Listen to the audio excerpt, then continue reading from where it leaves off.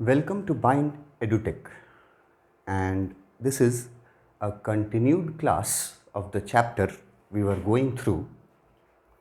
The chapter's name is The Summer of the White Beautiful Horse. अभी तक इस chapter में हम लोगों ने प्रीवियस वीडियोस में स्टोरी टेक्स्ट बुक से स्टार्ट किया था। इस चैप्टर के इंट्रोडक्शन, थीम, कैरेक्टर्स, इन सब को जानने के बाद हम लोग अपना स्टोरी शुरू कर चुके थे टेक्स्ट बुक से। और स्टोरी में अभी तक हम लोगों ने देखा कि सुबह के 4 बजे थे, 4 in the morning, मुराद जो कि अरम का कज़िन था, अरम से बड़ा था, मुराद आकर के अरम का विंडो नॉक करता है, खिड़की पे नॉक करता है, अरम को आवाज़ भी लगाता है। अरम जब विंडो खोलता है तो सामने जो देखता है वो he could not believe his eyes, उसको यकीन नहीं होता जो दृश्य उसके सामने होता है।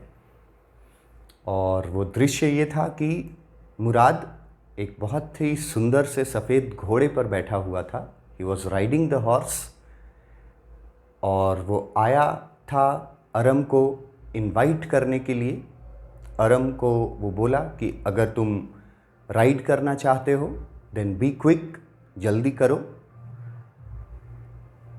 पहले तो अरम को अपने आँखों पर विश्वास नहीं हुआ, पर फिर मुराद ने उसको यकीन दिलाया that it is a horse and it is me and you are not dreaming, तुम सपना नहीं देख रहे हो, मैं सचमुच में घोड़ा लेकर के आया हूँ, और अगर तुम राइड करना चाहते हो तो बी क्विक, जल्दी आओ।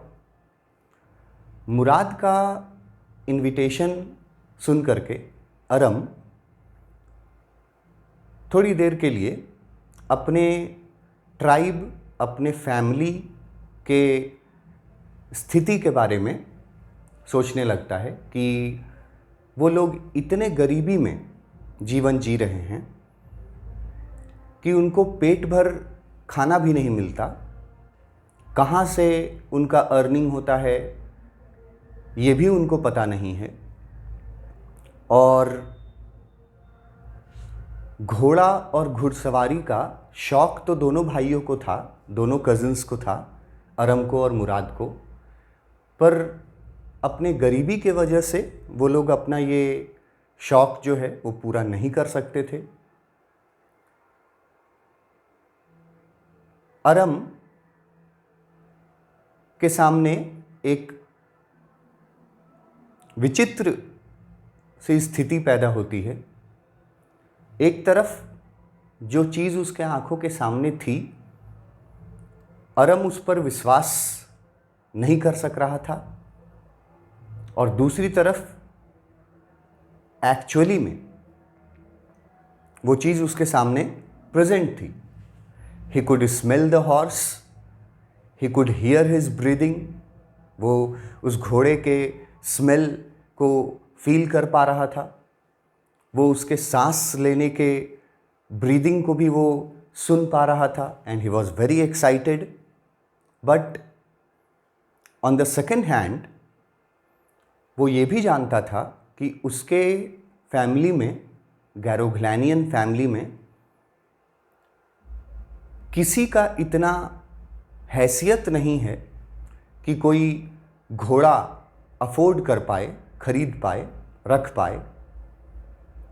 वो लोग तो इतने गरीब थे कि सपने में भी घोड़ा रखना ये उनके लिए पॉसिबल नहीं था। मगर सामने मुराद एक बहुत सुंदर से घोड़े पर बैठा हुआ था। अरम के मन में ये थॉट आता है कि अगर मुराद ये घोड़ा खरीद नहीं सकता, क्योंकि किसी की हैसियत नहीं थी उनके परिवार में, तो फिर एक ही बात हो सकता है कि मुराद ने ज़रूर ये घोड़ा कहीं से चोरी किया है।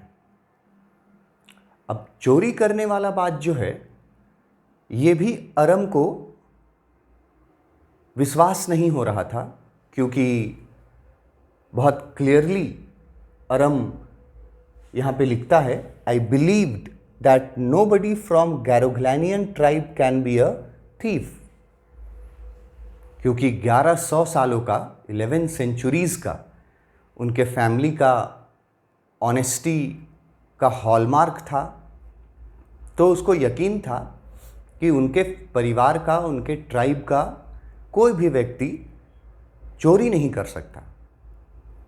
मगर मुराद तो यहाँ घोड़े के साथ है, प्रेजेंट है, घोड़ा वो खरीद नहीं सकता है, तो इसका मतलब है कि निश्चित रूप से घोड़ा चोरी किया गया है। आगे देखते हैं स्टोरी में, यहाँ से आगे बढ़ते हैं। यहाँ तक हम लोग कवर कर चुके थे इस स्टोरी को। I stared first at my cousin and then at the horse.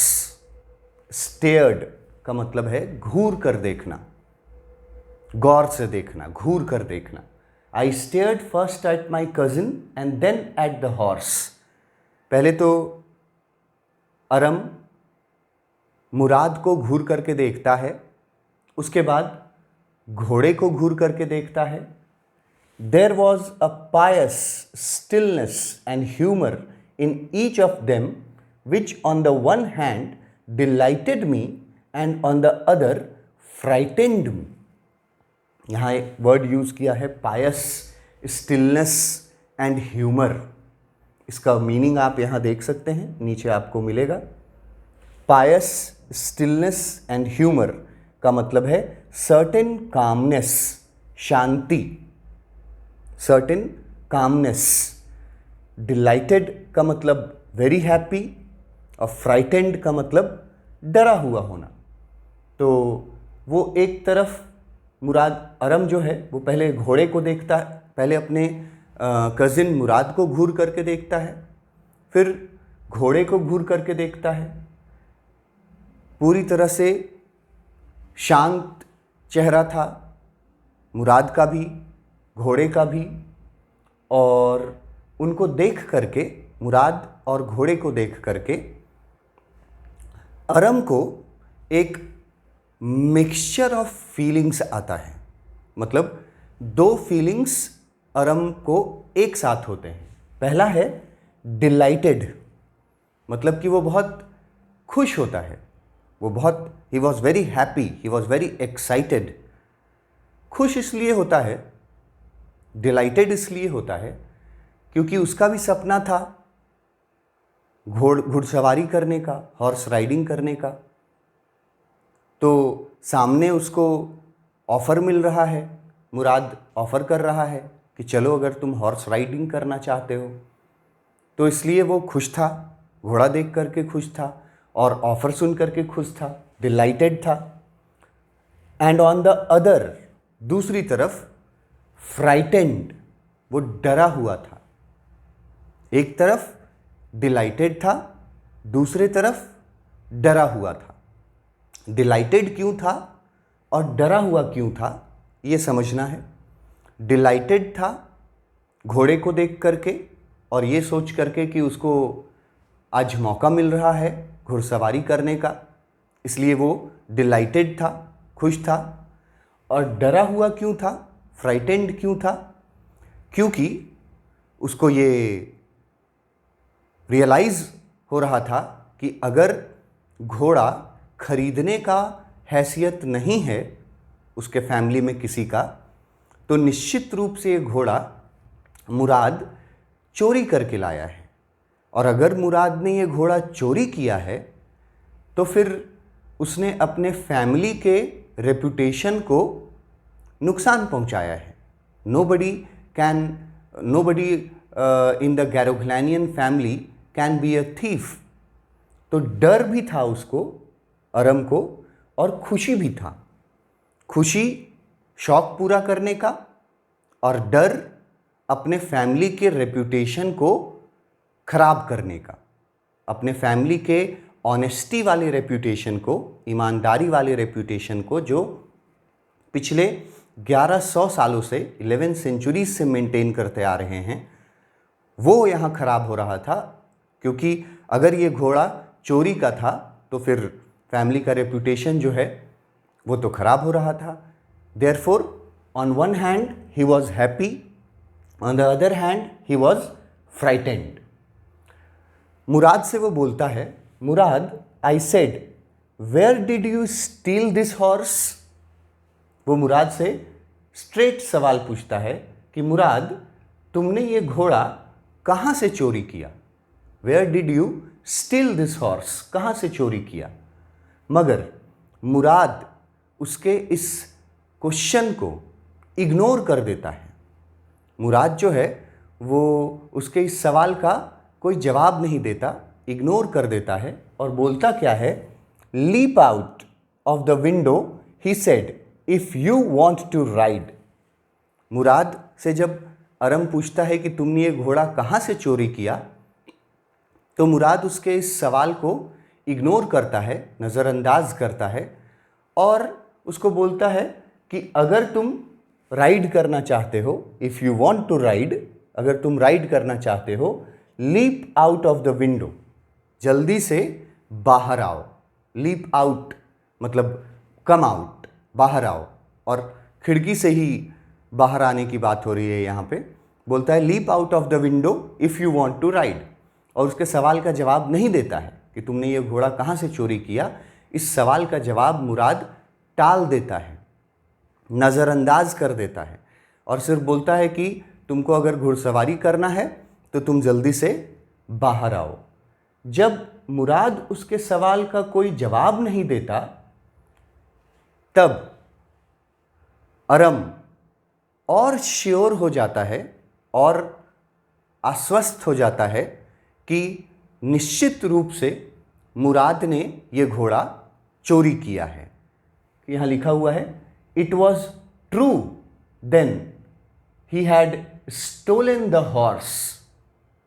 जब मुराद उसके सवाल को नज़रअंदाज करता है तो अरम श्योर हो जाता है, इट वॉज ट्रू देन, कि अब ये तो एकदम सही हो गया साबित कि मुराद ने घोड़ा कहीं से चोरी किया है। There was no question about it. अब इस बारे में कोई सवाल तो रहा नहीं क्योंकि उसने नज़रअंदाज कर दिया, इसके सवाल का जवाब नहीं दिया। He had come to invite me to ride और नॉट एज आई चोज। और अरम ये सोच रहा है कि निश्चित रूप से घोड़ा मुराद चोरी करके लाया है और वो मुझे इनवाइट करने आया है कि अगर मैं चाहूँ तो मैं राइड कर सकता हूँ मुराद के साथ, मुराद का साथ दे सकता हूँ, अगर मैं ना चाहूँ तो मैं मना कर सकता हूँ। क्योंकि मुराद को भी पता था कि अरम को भी घोड़ों के प्रति काफ़ी लगाव है, घुड़सवारी के प्रति काफ़ी लगाव है, तो वो उसको इनवाइट करने आया था। मगर डिसीज़न जो था वो तो अरम को लेना था कि वो चोरी के घोड़े पर राइड करना पसंद करेगा या नहीं करेगा। Well, it seemed to me, अब क्या होता है कि यहाँ पे कॉमन ह्यूमन नेचर यहाँ पे डिस्कस किया गया है, जो ऑलमोस्ट हम सभी ह्यूमन बीइंग्स में होता है। ये कॉमन ह्यूमन नेचर है कि हम लोग एक्सक्यूजेस निकालते हैं। मतलब कि हम लोग को अगर कोई काम करना होता है और हम लोग ये जानते हैं कि वो काम सही नहीं है, वो काम गलत है, मगर हम लोगों की इच्छा होती है कि वो काम करना भी है हमें, तो ऐसे सिचुएशन में हम लोग क्या करते हैं? ऐसे सिचुएशन में every human being, almost every human being, हम लोग का ये स्वभाव है कि हम लोग कोई बहाना ढूंढते हैं, हम लोग कोई एक्सक्यूज़ ढूंढते हैं अपने आप को सही साबित करने का। गलत चीज़ कर रहे हैं मगर उस गलत चीज़ को किसी न किसी तरीके से कोई ना कोई फॉर्मूला लगा करके, कोई ना कोई डेफिनेशन लगा करके हम लोग उसको सही साबित करने की कोशिश करते हैं। यहाँ पे इस स्टोरी में अरम को बहुत शौक था घोड़ों का और घुड़सवारी का, मगर बेचारा अपने गरीबी के वजह से कभी अपना शौक पूरा नहीं कर पा रहा था अभी तक। आज उसको फर्स्ट टाइम अपना शौक पूरा करने का मौका मिला है, और मौका मिला है, पर प्रॉब्लम ये है कि घोड़ा जो है वो चोरी का है। अब अरम जो है वो दुविधा में है, अरम जो है वो डायलेमा में है। अरम के सामने बड़ी परेशानी है कि अपना शौक पूरा करें या अपने फैमिली के रेप्यूटेशन को देखें। तो ऐसे सिचुएशन में जैसे मैं बोल रहा था कि ह्यूमन बीइंग्स जो हैं, हम लोग जो हैं, वो बीच का रास्ता निकालने की कोशिश करते हैं। तो अरम भी यहाँ पर क्या करेगा? अब अरम को घुड़सवारी करने का पूरा मन है, वो इस मौके को अपने हाथ से नहीं जाने देना चाहता, मगर घोड़ा चोरी का है। ये बात अरम को परेशान कर रही है। तो अरम क्या करता है? बीच का रास्ता कैसे निकालता है? अरम जो है वो चोरी का अपना एक डेफिनेशन बनाता है, मतलब अपना एक खुद से। चोरी किसे कहते हैं, चोरी कब बोला जाएगा, इसका एक परिभाषा वो खुद से बनाता है, गढ़ता है। वो चोरी का, स्टीलिंग का एक डेफिनेशन खुद से बनाता है। और देखिए क्या डेफिनेशन बनाता है वो, अपने आप को संतुष्ट करने के लिए, अपने मन को समझाने के लिए वो क्या करता है? चोरी का एक अपना डेफिनेशन बनाता है। क्या डेफिनेशन बनाता है यहाँ? Well, it seemed to me stealing a horse for a ride was not the same thing as stealing something else. यहाँ से वो अपने मन में अब ये परिभाषा बना रहा है, बोल रहा है कि उसको लगता है कि कोई घोड़ा चोरी करना, राइड करने के लिए, मतलब घुड़सवारी करने के लिए, अगर किसी का घोड़ा हम लोग ले लेते हैं, बिना बताए ले लेते हैं, या बोले चोरी कर लेते हैं फॉर अ राइड करने के लिए, तो उसको चोरी नहीं कहा जाएगा। ये डेफिनेशन अरम बना रहा है अपने आप को सेटिस्फाई करने के लिए, क्योंकि घुड़सवारी का मौका वो छोड़ना नहीं चाहता है। तो अरम खुद को सेटिस्फाई करने के लिए ये देखिए एक नया डेफिनेशन बना रहा है, बोल रहा है it seemed to me stealing a horse for a ride was not the same thing as stealing something else. चोरी करना अलग बात है, और किसी का घोड़ा राइड के लिए ले लेना, घुड़सवारी करने के लिए लेना, ये चोरी नहीं कहलाएगा। ऐसा अरम खुद अपने आप को सेटिस्फाई करने के लिए डेफिनेशन बना रहा है। सच एज मनी, मतलब अरम का कहना है कि अगर अरम का अपना डेफिनेशन में ये है कहना कि आप अगर पैसा चोरी करते हैं, अगर आप पैसा लेते हैं, किसी से का चोरी कर लेते हैं, तो वो चोरी कहलाएगा। लेकिन अगर आप किसी का घोड़ा राइड करने के लिए ले लेते हैं तो उसको चोरी के कैटेगरी में नहीं डाला जा सकता। For all I knew may be it was not stealing at all. वो अपने आप को समझाता है कि अगर घोड़ा किसी का ले रहे हैं राइड करने के लिए तो उसको चोरी नहीं कहा जा सकता। If you were crazy about horse the way my cousin Murad and I were, it wasn't stealing. जिस तरह से अरम और मुराद घोड़ों के प्रति क्रेजी थे, घुड़सवारी के प्रति क्रेजी थे, तो अरम अपने मन में ये सोच रहा है कि ऐसी स्थिति में अगर किसी का घोड़ा हम लोग राइड करने के लिए ले लेते हैं then it was not stealing, तब इसको चोरी के कैटेगरी में नहीं रखा जा सकता। ये अरम अपना डेफिनेशन बना रहा है। It would not become stealing until we offered to sell the horse. Aram बोल रहा है आगे, अरम अपने मन में आगे ये समझा रहा है खुद को कि घोड़ा तब तक चोरी नहीं कहलाएगा जब तक उस घोड़े को बेच न दिया जाए। मतलब अगर उस घोड़े को सिर्फ राइड करने के लिए रख रहे हैं then it is not stealing. Stealing, चोरी तब कहलाएगा जब उस घोड़े को बेच देंगे, सेल कर देंगे, तब वो चोरी कहलाएगा। Which of course I knew we would never do. और वो बोलता है कि बेचने का तो सवाल ही नहीं है, हम लोग घोड़े को बेचना तो चाहते नहीं हैं, हम लोग तो घोड़े को सिर्फ राइड करना चाहते हैं, और घोड़े को राइड करना ये चोरी नहीं कहलाएगा। ऐसा डेफिनेशन अपने आप को संतुष्ट करने के लिए अरम जो है वो निकाल रहा है चोरी का, और ये डेफिनेशन दे करके, निकाल करके अरम अपने आप को रेडी करता है राइडिंग के लिए। बोलता है let me put on some clothes I said. अब वो रेडी हो गया और बोलता है मुराद को कि रुको, मुझे कुछ कपड़े पहनने दो। All right he said but hurry. Mourad बोलता है ठीक है पर जल्दी करो, be hurry. I leaped into my clothes, I jumped down to the yard from the window. वो अरम जो है वो जल्दी जल्दी कपड़े पहनता है और खिड़की से ही वो नीचे कूद जाता है।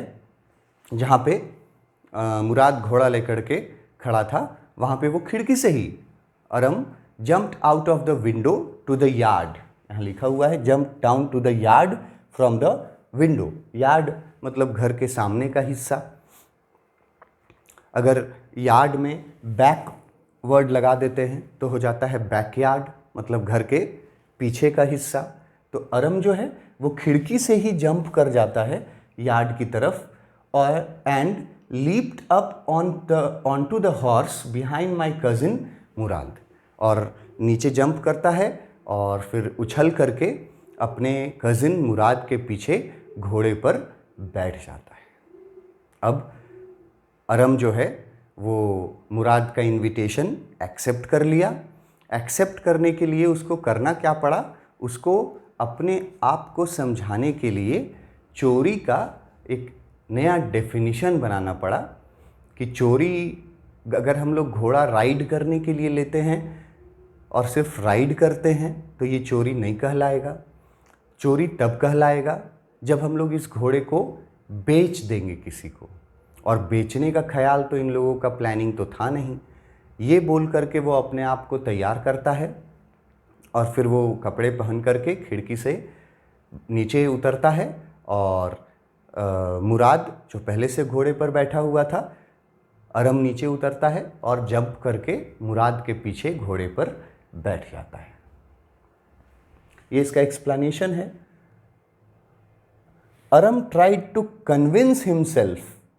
अरम जो है वो अपने आप को कन्विंस करता है that it was not the same as stealing money. वो कन्विंस करता है चोरी वाला बात कि पैसा चोरी करना और किसी का घोड़ा राइड के लिए ले लेना ये दो अलग अलग चीज़ें हैं। पैसा चोरी करने को चोरी कहा जाएगा और घोड़ा किसी का अगर ले लेते हैं तो उसको चोरी नहीं कहा जाएगा। ये वो कन्विंस करता है अपने आप को, ये बोल करके उसके बाद कपड़े वपड़े पहनता है और अपने कज़िन के पीछे घोड़े पर उछल करके बैठ जाता है। अब ये दोनों भाई निकलेंगे घुड़सवारी के लिए। आगे देखते हैं स्टोरी में नेक्स्ट वीडियो में। Thank you.